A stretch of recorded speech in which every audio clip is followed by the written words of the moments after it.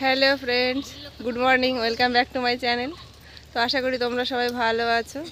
তো গ্রামে আজকে 3 দিন এসছি, আর আজ তো রাত্রে শিব পুজো।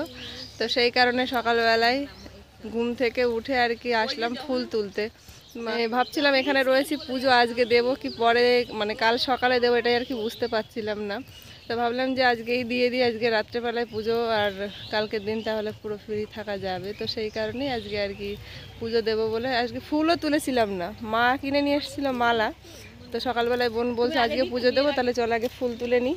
তো সেই কারণে আমি আর বোন দেখো দুজনে মিলে বেরিয়ে পড়েছি ফুল তুলতে। তো আমাদের বাড়ির সামনেই আর কি এখানটায় অনেক ধুতরো ফুলের গাছ আছে আর আকন্দ ফুলের গাছ আছে। তো সেইখানে আর কি চলে এসেছি।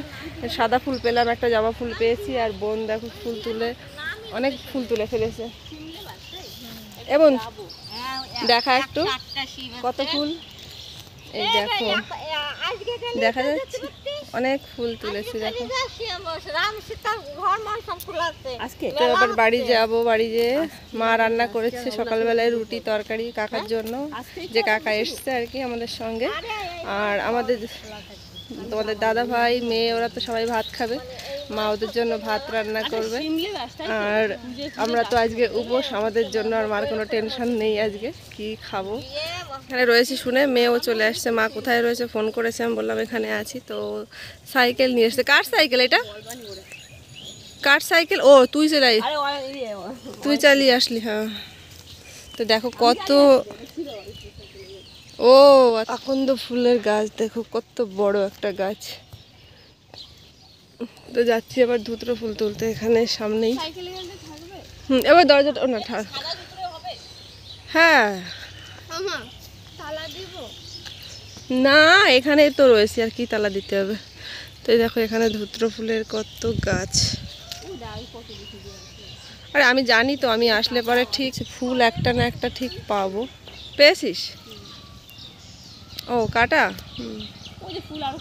আরে আছে দেখছি চলো। দেখো হ্যাঁ ধুতরো ফুল দেখো কত। এই যে একটা কালো ফুল দেখেছিস, এই যে ফুল বেরিয়ে রয়েছে। হ্যাঁ তো দেখো কত ফুল। এই তো চুপ কর, ও উপোস থাকছে।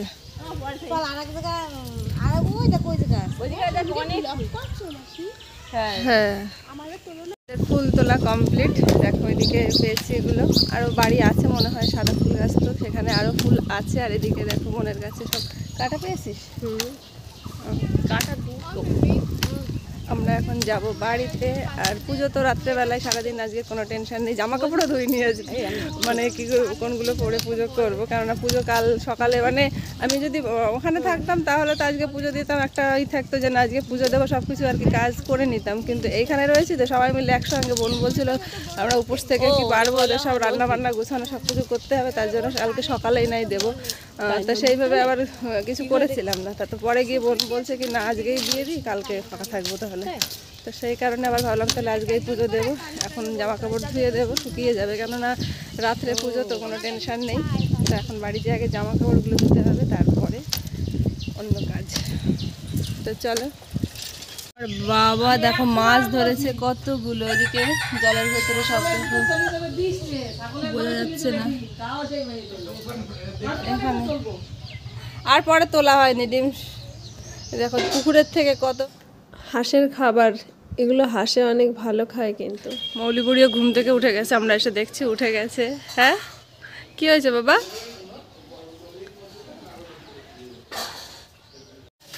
এই দেখ কি হচ্ছে পুচু, ওই যে কি করছে দেখো। আরে মিমি কি করে?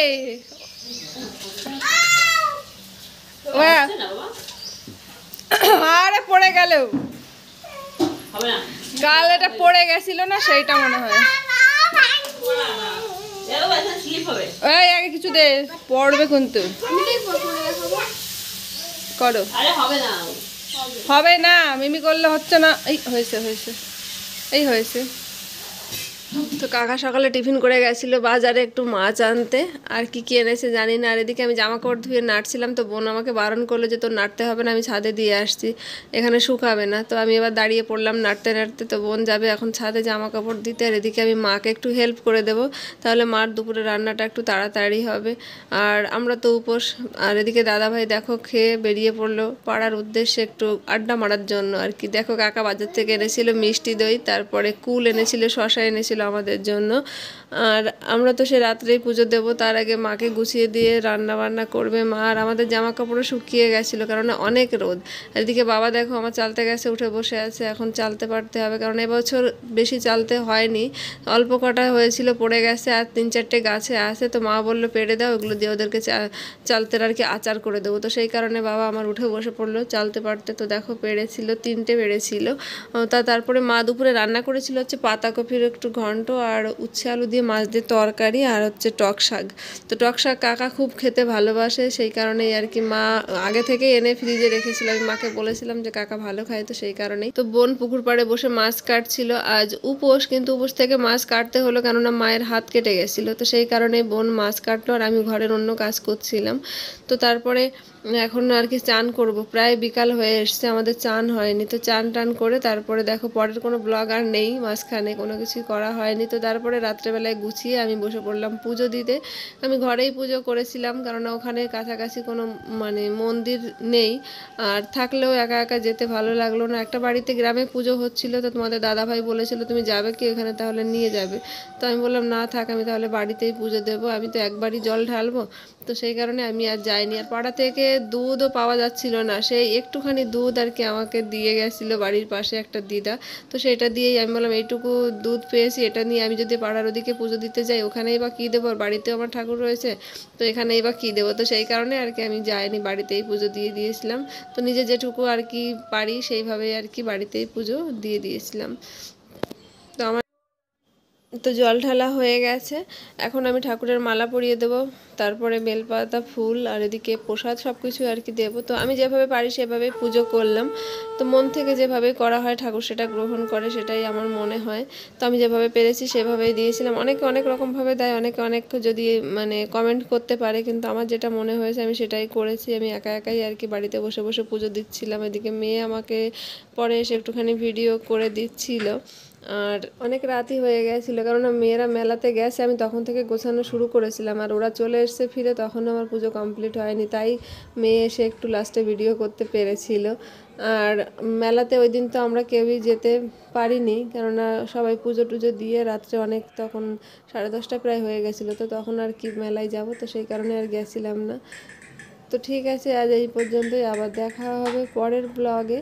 তো সবাই ভালো থেকো, সুস্থ থেকো, আজ এই পর্যন্তই, টাটা।